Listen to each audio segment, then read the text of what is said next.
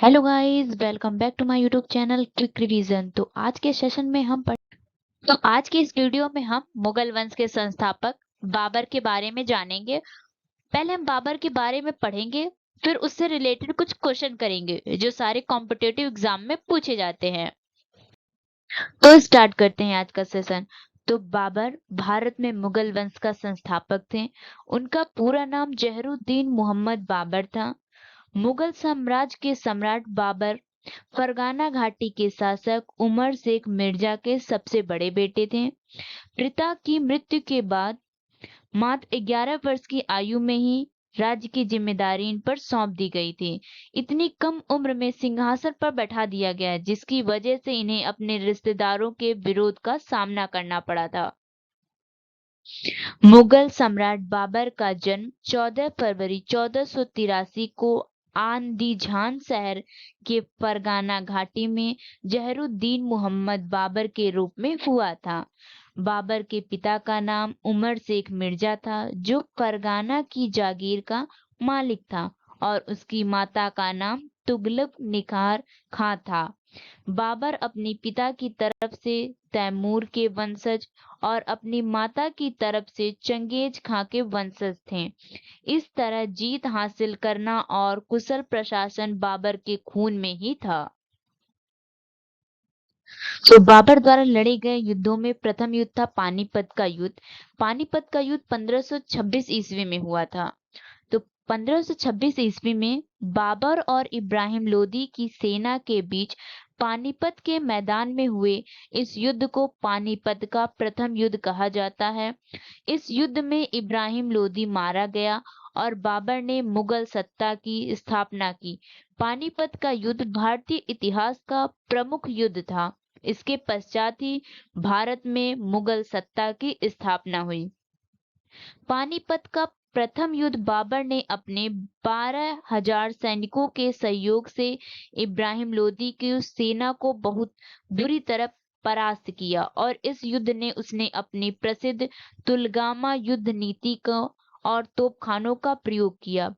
इस युद्ध की खुशी में बाबर ने काबुल वासियों को एक एक सिक्का उपहार में दिया। अपनी इस उदारता के कारण बाबर को कालंदर कहा जाता है। ये line one of the most important है कि पानीपत के प्रथम युद्ध के बाद बाबर को कौन सी उपाधि दी गई थी, तो वह कालंदर की उपाधि दी गई थी। और पानीपत का प्रथम युद्ध 1526 ईस्वी में हुआ था। इसमें इब्राहिम लोदी जो था उसकी हार हुई थी और बाबर की जीत हुई थी। और इस युद्ध में तुलगामा पद्धति का जो बाबर था उसने तुलगामा पद्धति अपनाई थी। तो पानीपत की विजय के बाद बाबर ने 27 अप्रैल 1526 को दिल्ली में मुगल वंश के संस्थापक के रूप में अपना राज्याभिषेक कराया था। तो भारत में मुगल वंश की स्थापना 27 अप्रैल 1526 को माना जाता है। फिर पानीपत के युद्ध के बाद बाबर ने द्वितीय युद्ध खानवा का युद्ध लड़ा था। तो खानवा का युद्ध 16 मार्च 1527 ईस्वी में बाबर व मेवाड़ के राजा राणा सांगा के मध्य हुआ था। इस युद्ध में विजय के बाद बाबर ने गाजी की उपाधि धारण की। तो ये भी one of the most important question है कि खानवा के युद्ध में विजय के बाद बाबर ने किसकी उपाधि धारण की थी, तो गाजी की उपाधि धारण की थी। तो खानवा के युद्ध के बाद बाबर ने तीसरी लड़ाई चंदेरी का युद्ध लड़ा था। चंदेरी का युद्ध 29 जनवरी 1528 को बाबर और चंदेरी के शासक मेदिनी राय के बीच हुआ था। इस युद्ध में भी बाबर विजयी रहा था। चंदेरी के युद्ध के बाद बाबर ने घाघरा का युद्ध लड़ा था। तो घाघरा का युद्ध में घाघर बिहार नदी के तट पर बाबर ने अफगानों को पराजित किया था। मध्यकाल का यह प्रथम युद्ध था जो जल और थल दोनों में लड़ा गया। ये बाबर द्वारा लड़ी गई अंतिम लड़ाई थी। ठीक है। फिर बाबर की एक और रचना तुजुक ए बाबरी है। बाबर ने एक पुस्तक लिखी थी जिसका नाम था तुजुक ए बाबरी। बाबर ने इसकी तुर्की में रचना की थी। बाबर की इस रचना को अकबर ने अब्दुल रहीम खान खाना के द्वारा तुर्की से फारसी भाषा में रूपांतरित कराया था, मीन्स ट्रांसलेट कराया था। बाबर ने अपनी पुस्तक जो थी तुजुक ए बाबरी उसको तुर्की भाषा में लिखा था, लेकिन अकबर ने उसको अब्दुल रहीम खान खाना के द्वारा फारसी भाषा में रूपांतरित कराया था। तो ये भी one of the most important point है ये कि बाबर ने कौन सी पुस्तक लिखी थी और किस भाषा में लिखी थी। ये one of the most important point है। तो देखते कि बाबर के कितने पुत्र और पुत्रियां थी। तो बाबर के 4 पुत्र हुमायूं, अस्करी, कामरान, हिंदाल थे। वह एक पुत्री गुलबदन बेगम थी। तो बाबर के 4 पुत्र थे और एक पुत्री थी। चारों पुत्रों के नाम थे हुमायूं, अस्करी, कामरान, हिंदाल और एक पुत्री थी, उसका नाम था गुलबदन बेगम। और 26 दिसंबर 1530 को बाबर की मृत्यु हो गई थी और उसे काबुल में दफनाया गया। बाबर ने हुमायूं को अपना उत्तराधिकारी नियुक्त किया था। बाबर अपनी मृत्यु से पूर्व अपने श्रेष्ठ पुत्र हुमायूं को अपना उत्तराधिकारी नियुक्त कर दिया था। तो एक बार बाबर से रिलेटेड पॉइंट को क्विकली रिवाइज कर लेते हैं। तो फर्स्ट है, बाबर द्वारा 1526 में मुगल साम्राज्य की स्थापना की गई थी। बाबर का जन्म 14 फरवरी 1443 को फरगना में हुआ था। बाबर पिता उमर शेख मिर्जा की ओर से तैमूर वंश का था। वह माता तुलगुक निखार की ओर से चंगेज वंश का था। और बाबर जो था वो तुर्की जाति के चतकाई वर्ग के अंतर्गत आता था। 11 वर्ष की उम्र में फरगाना का शासक बनने के बाद बाबर ने समरकंद पर 6 बार चढ़ाई की, किंतु सिर्फ 2 बार ही विजय प्राप्त हुए थे उसे। नेक्स्ट पॉइंट है, बाबर ने कांधार, पेशावर तथा दिल्ली पर अपना शासन कायम किया। बाबर ने पानीपत का प्रथम युद्ध 1526 में, खानवा का युद्ध 1527 में, चंदेरी का युद्ध 1528 में व घाघरा का युद्ध 1529 ईस्वी में लड़ा था। और यह पानीपत का प्रथम युद्ध इब्राहिम लोदी के साथ, खानवा का युद्ध राणा सांगा के साथ, चंदेरी का युद्ध मेदिनी राय के साथ तथा घाघरा का युद्ध अफगान शासकों के विरुद्ध लड़ा गया था। चारों ही युद्ध में बाबर की विजय हुई थी। बाबर ने अपनी सेना में 1514 से 1519 के दौरान तोपों को सम्मिलित किया था। तो बाबर ने तुर्की भाषा में तुजुक ए बाबरी, जो उसकी आत्मकथा थी, की रचना की, जिसका फारसी भाषा में अनुवाद अब्दुल रहीम खान खाना ने किया था। बाबर का भारत के विरुद्ध पहला आक्रमण यूसुफियाई जाति के विरुद्ध 1519 में हुआ था। बाबर ने 1507 ईस्वी में अपने पूर्वजों द्वारा धारित उपाधि मिर्जा को छोड़कर पादशाह की उपाधि धारण की।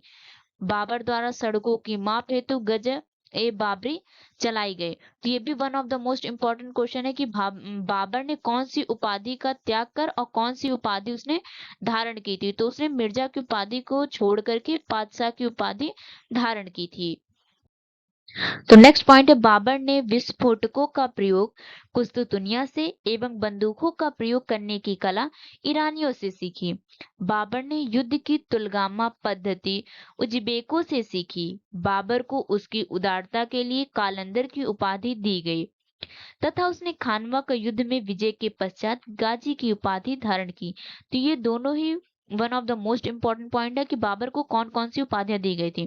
तो उसकी उदारता के लिए कालंदर की उपाधि दी गई थी तथा खानवा के युद्ध में विजय के पश्चात उसने गाजी की उपाधि धारण की थी। नेक्स्ट पॉइंट है, बाबर ने तुर्की छंद शास्त्र पर भी निबंध की रचना की है। नेक्स्ट पॉइंट है, 26 दिसंबर 1530 ईस्वी को बाबर की मृत्यु हो गई थी। आरंभ में जो उसका मृत्यु शरीर थे उसको आगरा के आराम बाग में दफनाया गया था, परंतु उसकी ख्वाहिश थी कि उसकी जो मृत्यु शरीर है उसको काबुल में दफनाया जाए, तो बाद में उसको काबुल में दफनाया गया था। बाबर के 4 पुत्र थे, हुमायूं, कामरान, अस्करी और हिंदाल, और उसकी एक पुत्री थी जिसका नाम था गुलबदन बेगम। तो हम बाबर से रिलेटेड अब कुछ क्वेश्चंस कर लेते हैं। पहला है, बाबर का जन्म हुआ था। तो बाबर का जन्म हुआ था 1483 ईस्वी में, 14 फरवरी 1483 ईस्वी को फरगना में। नेक्स्ट क्वेश्चन है, भारत में मुगल शासक बनने के बाद जहरुद्दीन मोहम्मद ने यह नाम अपनाया, कौन सा? बाबर, हुमायूं, जागीर या बहादुर शाह? तो option A will be the right, Babur. Next question है, निम्नलिखित में से किस युद्ध में राणा सांगा ने बाबर के विरुद्ध लड़ाई लड़ी? तो ऑप्शन है हमारे पानीपत की लड़ाई, खानवा की लड़ाई, चंदेरी की लड़ाई या फिर घाघरा की लड़ाई। तो हमारा option B will be the right. Khanwa की लड़ाई बाबर व राणा सांगा के मध्य हुई थी, जिसमें बाबर विजयी हुआ था तथा राणा सांगा इस युद्ध में पराजित हुआ था। हमारा नेक्स्ट क्वेश्चन है, बाबर की मृत्यु कहाँ हुई थी? हमारे ऑप्शन है आगरा, काबुल, लाहौर या फिर दिल्ली। तो हमारा option A will be the right, Agra में बाबर की मृत्यु हुई थी। सो नेक्स्ट क्वेश्चन है, बाबर 1526 से 1530 ईस्वी किस वंश का शासक था? मुगल, नंदा, मौर्य, हैय्यक।